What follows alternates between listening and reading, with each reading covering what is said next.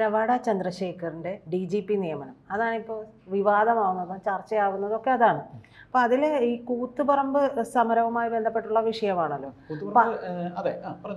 ആ വിഷയമാണ് അദ്ദേഹവുമായി ബന്ധപ്പെട്ട് ചർച്ചയാവുന്നത്. അപ്പോൾ അതിൽ പാർട്ടിക്ക് ഒരുപാട് ന്യായീകരണങ്ങൾ പറയേണ്ടി വരുന്നുണ്ട്. മുഖ്യമന്ത്രി ഇന്നലെ പറഞ്ഞത് തമ്മിൽ ഭേദം റവാഡയാണ് എന്നുള്ളൊരു സ്റ്റേറ്റ്മെൻറ്റാണ്. പക്ഷെ അതിൽ ഈ പറഞ്ഞതുപോലെ തലശ്ശേരി SP ആയിരിക്കെ അദ്ദേഹം 5 പേരുടെ മരണത്തിന് കാരണമായിട്ടുള്ള ആ വിഷയമൊന്നും പ്രതിപാദിച്ചിട്ടില്ല മുഖ്യമന്ത്രി. പിന്നീട് MV ജയരാജൻ പറയുന്നു രവാഡ ചന്ദ്രശേഖർക്ക് പങ്കില്ലെന്ന് വ്യക്തമാക്കിയിരുന്നു എന്നുള്ളത്. അതായത് അങ്ങനെ ന്യായീകരിച്ച് മെഴുകാനായിട്ട് ന്യായീകരിച്ച് മെഴുകാൻ നേതാക്കൾ തന്നെ ഇറങ്ങുന്ന, മുഖ്യമന്ത്രി തന്നെ ഇറങ്ങുന്ന ഒരു അവസ്ഥ ഉണ്ടായിരിക്കുന്നു. അതായത് മുഖ്യമന്ത്രിയുടെ മറുപടിയിൽ നിന്ന് നമുക്ക് തുടങ്ങാം. മുഖ്യമന്ത്രി പറഞ്ഞത് തമ്മിൽ ഭേദം തൊമ്മൻ എന്ന രീതിയിലാണ്. അപ്പോൾ നമുക്ക് ഇതിൽ ലിസ്റ്റ് നമുക്ക് എടുത്തു നോക്കിയാലേ ഇതിൽ സർക്കാർ അങ്ങനെ ഈസി ആയിട്ടൊന്നും UPSC പറഞ്ഞതെന്നും പറഞ്ഞു കേട്ടോണ്ടൊന്നും എടുത്തതൊന്നുമല്ല ഈ പറയുന്ന രവാഡ ചന്ദ്രശേഖരനെ എടുക്കുന്നതിൻ്റെ കാരണം ഇവർ പല വഴി ഗൂഢപദ്ധതികൾ ഇവർ നോക്കി. അതെല്ലാം നമ്മൾ പല വിഷയത്തിൽ സംസാരിച്ചതാണ്. അപ്പോൾ നോക്കുമ്പോൾ നിതിൻ അഗർവാൾ, യോഗേഷ് ഗുപ്ത, റവാഡ, പിന്നെ വരുന്ന അജിത് കുമാർ, മനോജ് എബ്രഹാം, പിന്നെ സുരേഷ് രാജ് പുരോഹിത്, ഇങ്ങനെ 6 പേരുണ്ട്. ഇതിൽ 6ാം പേരുകാരനായ അജിത് കുമാറിനെ ആക്കണമെന്നായിരുന്നു ഇവർക്ക് താല്പര്യം ഉണ്ടായിരുന്നു. ആർക്ക്? സർക്കാരിന്. അതിന് ഇവർ പല പദ്ധതികളും നോക്കിയതാണ്. അതെല്ലാം നമ്മൾ ഇനി ഒന്നുകൂടെ പറയേണ്ട കാര്യമില്ല. അപ്പോൾ ഇവിടെ നമ്മൾ നോക്കുമ്പോൾ എന്തുകൊണ്ട് റവാഡ വന്നെന്ന് വെച്ചാൽ അദ്ദേഹം പറഞ്ഞു തമ്മിൽ ഭേദമെന്ന്. ഇതങ്ങനെ തമ്മിൽ ഭേദം എന്നൊന്നും പറയാനൊന്നും കഴിയില്ല. അദ്ദേഹം കഴിവുള്ള പോലീസ് ഓഫീസർ തന്നെയാണ്. അദ്ദേഹം വരുന്ന ഡിപ്പാർട്ട്മെന്റും കേന്ദ്രത്തിലെ സുരക്ഷാ വിഭാഗത്തിന്റെ IB അതെ, പ്രധാനമന്ത്രിയുടെ പ്രധാനമന്ത്രിയുമായും വളരെ അടുപ്പമുള്ള ഒരാളാണ്.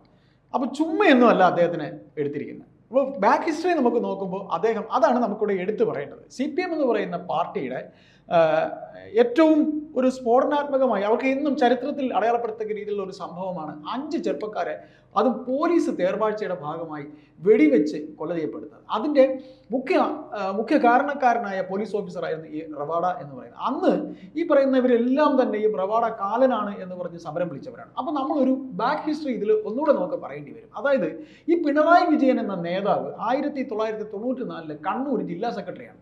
ഈ കണ്ണൂർ ജില്ലാ സെക്രട്ടറി ആയിരിക്കുന്ന സമയത്താണ് ബഹുമാനപ്പെട്ട MBR പാർട്ടി വിട്ടു പോകുന്ന ബദൽ രേഖ പാർട്ടിക്കകത്ത് അവതരിപ്പിച്ചതിന്റെ ഭാഗമായിട്ട് അദ്ദേഹത്തിനെ പാർട്ടി പുറത്താക്കുന്നത്. ഈ എന്താണ് ബദൽ രേഖ എന്ന് ചോദിച്ചാൽ അതും ഒരു പ്രധാനപ്പെട്ട ഒരു കാര്യം കൂടെയാണ്. അതൊരു അല്പം നമുക്കിവിടെ പറയാം. അതായത് ബദൽ രേഖ എന്ന് പറയുമ്പോൾ CPM എന്ന് പറയുന്ന പാർട്ടി ഭരണത്തിലേക്ക് വരുന്നതിന് ഏറെ ബുദ്ധിമുട്ടിയിരുന്ന ഒരു അവസരത്തിൽ മുസ്ലിം ലീഗ് പോലൊരു രാഷ്ട്രീയ പാർട്ടിയുമായി നമുക്ക് യോജിച്ചു പോയി നമുക്ക് ഭരണം കൊണ്ടുവരാം എന്നൊരു രേഖ അദ്ദേഹം വയ്ക്കുന്നു.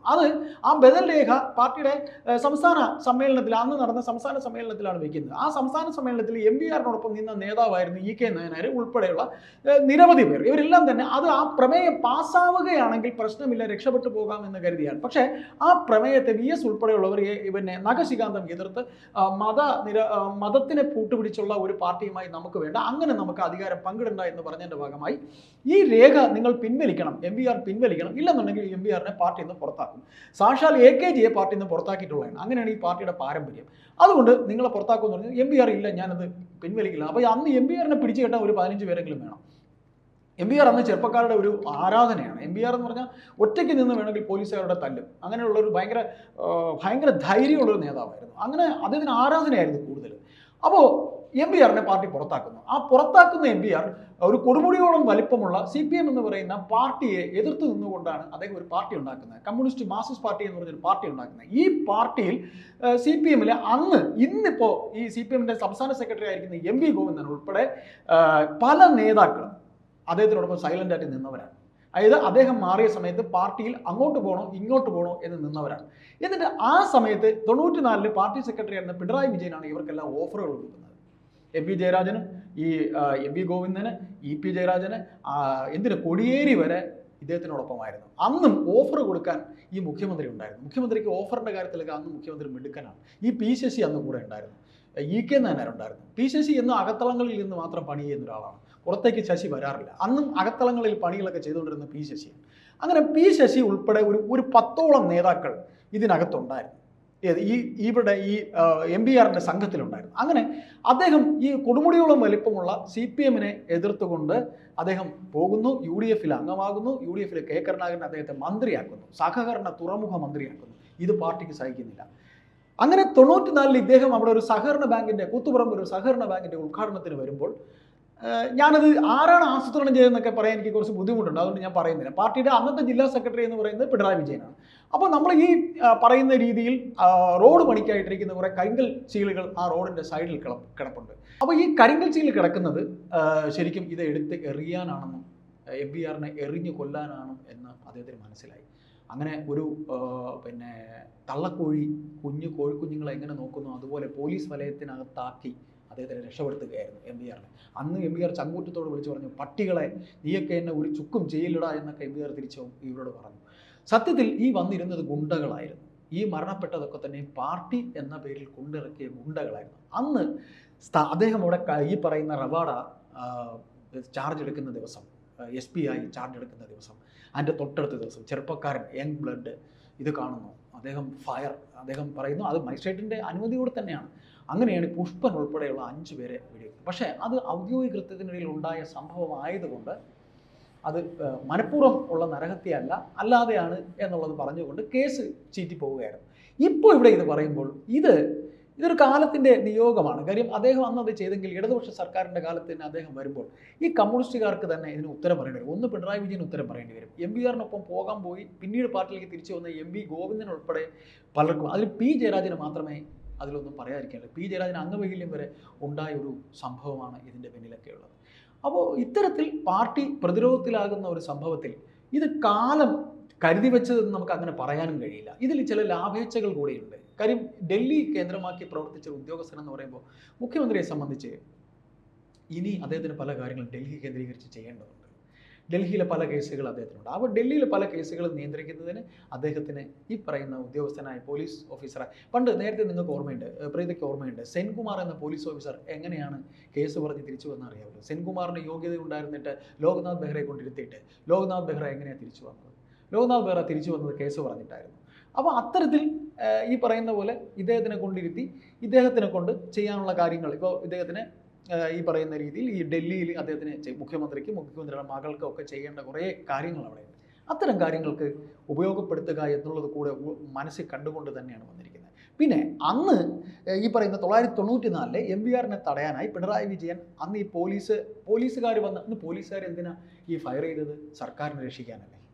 പോലീസ് ഓഫീസർ അന്ന് അദ്ദേഹം അവിടെ അല്ല. അന്നും ആർക്കൊപ്പമാണ് പിണറായി വിജയൻ നിന്നത്? സർക്കാരിനൊപ്പമാണ്. അന്ന് ഈ ഫയർ ചെയ്തത് ഈ പറയുന്ന പോലീസ് ഓഫീസറാണ് അല്ലേ? ഈ അത് സർക്കാരിനൊപ്പമാണ്. തിരിച്ച് ഇന്നിപ്പോൾ എന്താണ്, ഈ പോലീസ് ഓഫീസറെ മറന്നിട്ട് അദ്ദേഹം ഇന്നിപ്പോൾ സർക്കാരിൻ്റെ ഭാഗമാണ്. അദ്ദേഹം അത് ചെയ്യുന്നതും സർക്കാരിന് വേണ്ടിയാണ്.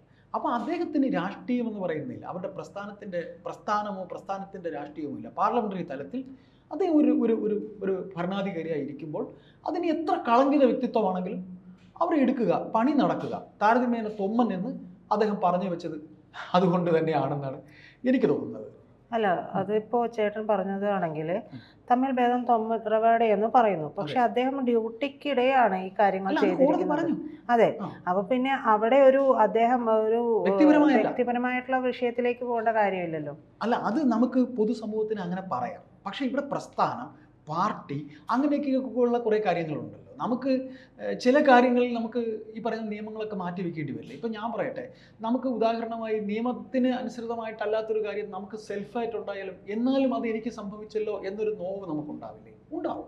അത് ഈ പറയുന്ന പോലെ പ്രസ്ഥാനത്തിനായിരുന്നാലും അല്ലെങ്കിലും ഇതിപ്പം നോർമൽ കേസിൽ അത് അങ്ങനെയാണ്. സർക്കാരിനെ രക്ഷിക്കാൻ ഒരു വലിയ ബഹളം ഉണ്ടാകുമ്പോൾ ഒരു ക്രൗഡിനെ പിരിച്ചു വിടാൻ വേണമെങ്കിൽ പറഞ്ഞുകൂടെ, വെടിവെക്കുന്നതിന് ആകാശത്തേക്ക് വെടിവെച്ചുകൂടെ?